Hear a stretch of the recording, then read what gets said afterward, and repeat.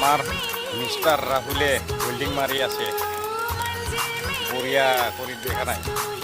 holder নাই কি নাই তাৰৰ লগতে একদম জইন কৰি মাৰি আছে এইফালে চাওক একবাৰ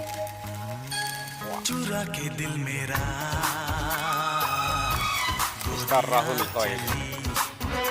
ডেঞ্জাৰ ৱেল্ডিং মাৰা মাষ্টাৰ হয়